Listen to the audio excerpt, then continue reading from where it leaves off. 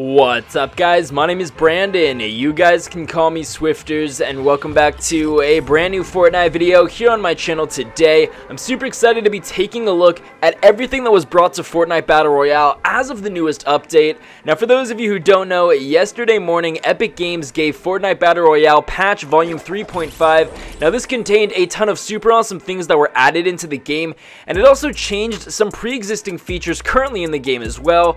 So I thought today's video it would be a perfect opportunity for me to go ahead and highlight all of the changes alongside some secret features you guys may not have known were changed or added to Fortnite Battle Royale. Regardless, I hope you guys going to enjoy today's video, and if you guys want to go ahead and check out all of these patch notes for yourself, I'll have a link to the article down in the description below. So guys, let's dive straight into today's video. The very first new feature that was added into the game was a new replay system. This is essentially a theater mode that allows you guys to go back and watch all of your gameplays. This is really awesome because you guys can go ahead and take a look at every single thing that's happened throughout your game, and I really love having this feature in the game because it's going to make it a lot easier to go back and get thumbnails, look at your gameplay, record clips, edit videos. Regardless, it's going to be really awesome to now have this awesome theater mode or replay system in Fortnite. There are a multitude of camera angles or camera modes that you can choose from. We've got third person, a drone following camera, we've got a drone attached camera, a free drone, and just an overall gameplay camera. It's really awesome because we can go ahead and adjust the cinematic camera settings to go ahead and get some really awesome angles with this mode. Now, in addition to the brand new theater system, there are a couple of changes to the weapons and an introduction of a brand new item, and this item of course is the newly added Portafort. It's an epic item that drops in stacks of 1, and you can stack up to 5 of them in your inventory, and when you throw the Portafort on the ground, a pre-made fort is constructed instantaneously. Obviously it's made out of metal, it's 3 stories tall, the bottom floor is a 1x1 with a door entry, while there are tires inside to allow easy access to the roof. Now, in regard to some of the changes that were made to the weapons, Epic Games decided to decrease the guided missile maximum turn rate by 75%.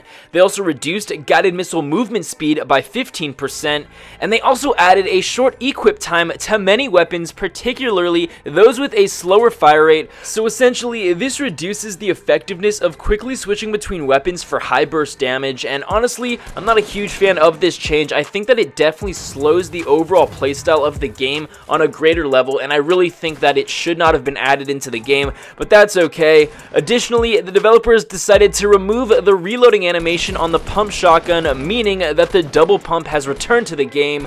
So some of the weapons that were affected in regard to the reducing of the effectiveness between switching weapons includes the rocket launcher, the hand cannon, revolver, tactical shotgun, pump shotgun, heavy shotgun, bolt action sniper rifle, hunting rifle, and the crossbow.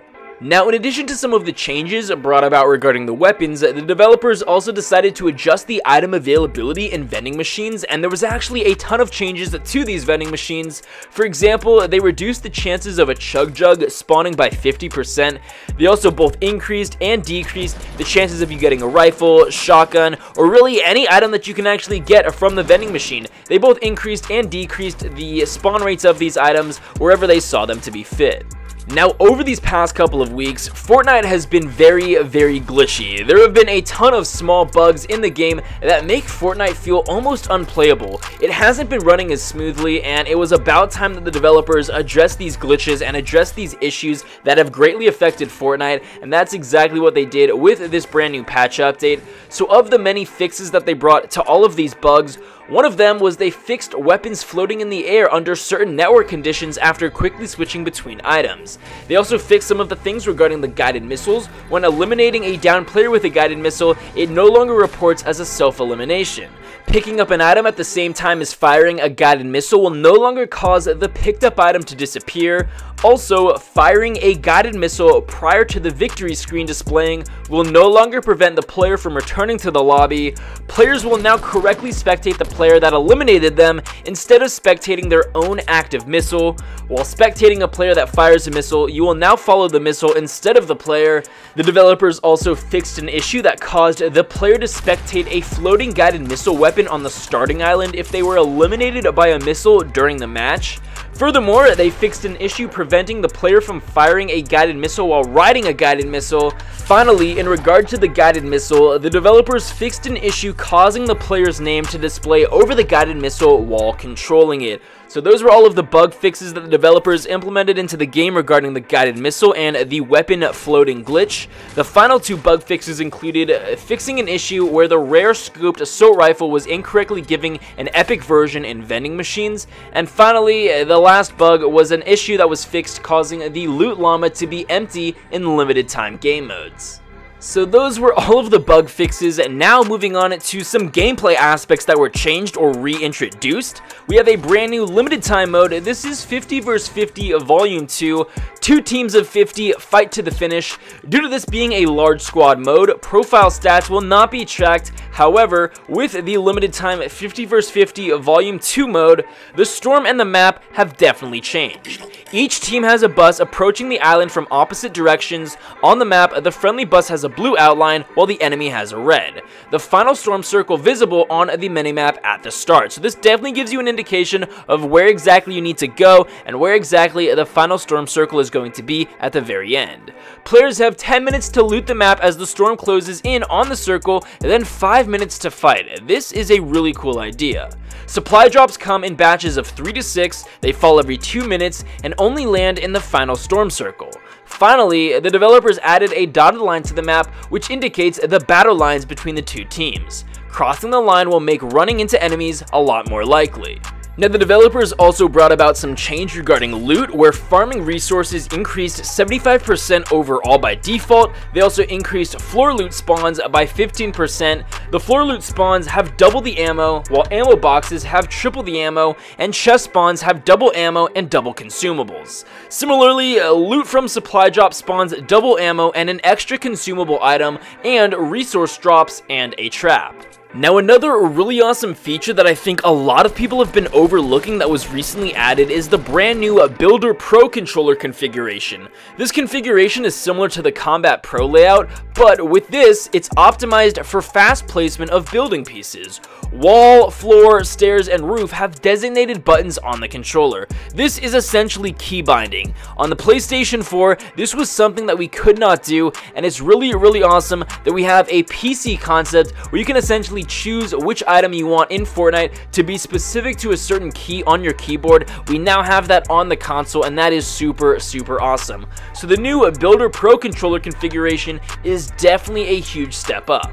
Now, another really cool feature that was also added with this patch update is the brand new squad comms wheel. This is essentially an emote wheel, but instead of playing dances and character emotes, it actually has some really cool callouts that are super helpful for players that may not have a mic but are playing squads.